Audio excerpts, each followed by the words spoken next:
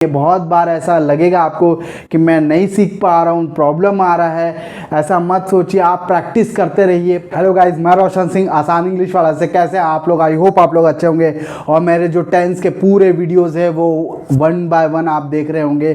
So guys, जैसा कि हमने ऑलरेडी टेंस के बहुत सारे लेसन्स हम पढ़ चुके हैं, प्रेजेंट पूरा पढ़ चुके हैं, पास्ट पूरा पढ़ चुके हैं, फ्यूचर का फ्यूचर सिंपल तक कंप्लीट कर चुके हैं। तो आज गाइस हमारा जो टेंस है फ्यूचर कंटिन्यूअस है।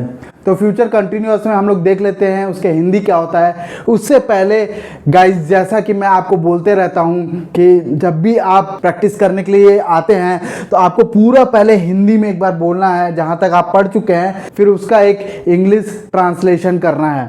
तो जैसे कि मैं बोलता हूं, मैं जाता हूँ, मैं जा रहा हूँ, मैं जा चुका हूँ, मैं गया, मैं जा रहा था, मैं जा चुका था, मैं जाऊँगा। इतना हमने पढ़ चुका है, इतना हमको रिपीट करना है। ठीक है, आप भी मेरे साथ कीजिए।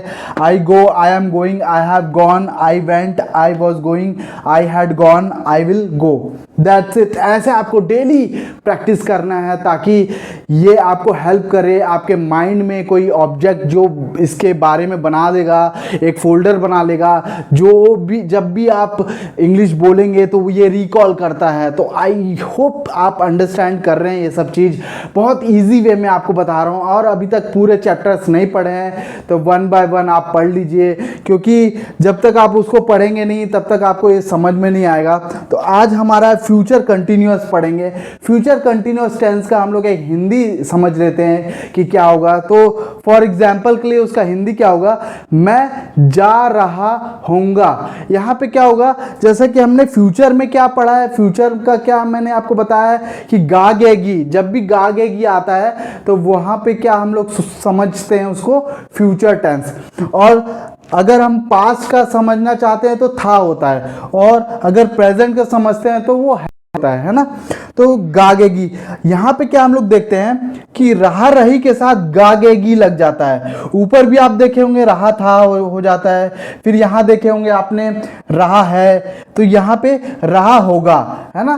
तो राम घर जा रहा होगा, है ना, राम खाना खा रहा होगा, समथिंग लाइक दैट। वैसे ही आपको बनाना है ना। अब इसका हम लोग एक फॉर्मूला है वो पढ़ लेते हैं। क्या है formula? Subject plus will shall plus be plus first verb plus ING plus object. यहां पे हम लोग क्या देखते हैं, सब्जेक्ट है, विल शैल है, प्लस बी है, यहाँ पे बी लगाना है, प्लस वर्ब का first form plus ING plus object. अब करना क्या है, यहाँ पे शैल को आप भूल जाइए, शैल को हम लोग यूज नहीं करेंगे, क्योंकि जितना भी हम शैल का यूज और विल का यूज हम कंफ्यूजन में डालेंगे। तो विल का यूज आप सभी सब्जेक्ट के साथ कर सकते हैं, आई के साथ, वी के साथ, यू के साथ, सभी के साथ कीजिए, कोई प्रॉब्लम नहीं है विल का, है ना। जैसा कि मैं आपको फ्यूचर सिंपल में भी बताया, विल का आप प्रयोग कर सकते हैं सारे के साथ। शेल आप भूल जाइए, क्योंकि जब आप शेल का यूज करेंगे तो और कंफ्यूजन होगा, तो आप उसको यूज मत कीजिए, है ना। तो एक एग्जांपल ले लेता हूं, मैं जा रहा हूंगा। ठीक है, तो क्या होगा, आई विल बी, बी लगाना जरूरी है, विल के साथ बी प्लस वर्ब का फर्स्ट फॉर्म हो जाता है। आई विल बी गो हो गया, फिर उसमें आईएनजी जोड़ दीजिए, गोइंग हो जाएगा, प्लस ऑब्जेक्ट, मतलब अगर मार्केट जा रहे हैं तो मार्केट ऑब्जेक्ट हो जाएगा। तो I will be going to market, है ना। बहुत इजी है, आपको लगता है तो आप यूज करिए, बट कहीं ना कहीं मुझे लगता है कि आपको यूज़ करना पड़ेगा, क्योंकि इंग्लिश में आता है बीच बीच में। आप मैं अगर बात की बात करूं फ्यूचर परफेक्ट की, तो थोड़ा सा हम यूज़ नहीं करते हैं, बट अगर हम लोग फ्यूचर कंटिन्यूअस की बात करते हैं तो हम बोल चाल में हम यूज़ करते हैं। मुझे भी सेम प्रॉब्लम आया करता था, तो मैं बहुत सारे सेंटेंस को रट लिया करता था। आप भी रट सकते हैं, ताकि वो आपको क्या होगा, हेल्प मिलेगा। आप उसको फिर बाद में रिकॉल कर सकते हैं, रटा हुआ जो भी सेंटेंस आप पढ़ते हैं। उससे ये होगा कि आपको सोचने में इजी हो जाएगा, फास्ट बोल लेंगे, है ना। जो बार बार यूज करते सेंटेंस, उसको आप अपने दिमाग में रट लीजिए, इट्स बेटर, मेरा ऐसा कहना है। तो आई होप आपको ये समझ में आ गया है। तो मैं 2-3 एग्जाम्पल दे देता हूं आपको, आप उसको बना लीजिए। जैसे वह खाना खा रहा होगा, ही will be eating food. It's very easy, he will will लगा दिया मैं, शैल को तो आप भूल जाइए, विल बी लगा दिया, फिर ईट, ईट में आईएनजी लगा दे, eating, he will be eating food, food object, है ना। इट्स वेरी इजी, बहुत सिंपल है, आपको शैल को यूज़ करना नहीं है तो और सिंपल हो जाता है ना। जैसा कि मैं पहले ही बोल दिया हूँ, शैल को यूज़ नहीं करना है। तुम मूवी देखने जा रहे होगे, you will be going to watch movie. मैं तुम्हारे बारे में सोच रहा हूँगा, I will be thinking about you. तुम आज गाना गा रहे होगे, you will be singing a song today. आज मैं वीडियो शूट कर रहा हूँगा, today I will be recording a video. बहुत सिंपल है दोस्तों, आप जब ये विल बी वाला यूज़ करते हैं तो ज़्यादा कठिन नहीं है मेरे हिसाब से। आपको फ्यूचर की सारे जो चीज़ें मैं आपको बता रहा हूँ सभी इजी है एकदम, कोई वो नहीं है, बस रट लीजिए एक बार, है ना। अब मैं नहीं वाले शब्द बनाऊंगा, तो नहीं वाले शब्द बनाने के लिए पहले फॉर्मूला देख लेते हैं। Subject plus will shall plus not plus be plus first verb plus ING plus object. यहाँ पे एक चीज देखते हैं, विल शैल के बाद नॉट लगा देना है, फिर बी लगाना है, अगेन बी लगा के फिर वर्ब का फर्स्ट फॉर्म, फिर आईएनजी और फिर ऑब्जेक्ट, ऐसे आपको बनाना पड़ेगा। एक एग्जांपल ले लेते हैं, मैं जा रहा हूँगा, ये हो जाता है आई विल बी गोइंग। अब मैं बोलूँगा मैं नहीं जा रहा हूँगा, I will not be going, मतलब नॉट, विल के बाद नॉट लगा देना है, फिर बी लगाना है, फिर आईएनजी, फिर ऑब्जेक्ट, ऐसा होगा, है ना।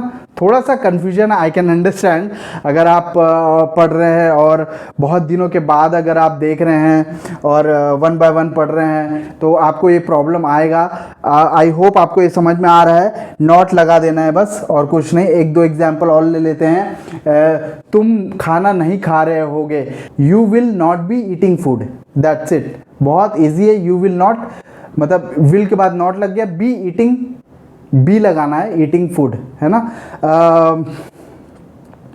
वह मूवी देखने नहीं जा रही होगी, she will not be going to watch movie, है ना। ऐसे ही मैं टी शर्ट नहीं पहन रहा हूँगा, I will not be wearing T shirt, that's it. बहुत इजी है, ज़्यादा कोई वो नहीं, हैक्टिक नहीं है, क्योंकि शैल को हम यूज़ कर नहीं रहे हैं तो हमको ये नहीं समझने की ज़रूरत है कि सब्जेक्ट के साथ विल लगाना है कि शैल लगाना है, क्योंकि यहाँ पे एक ही है, फोकस एक ही है, विल है ना।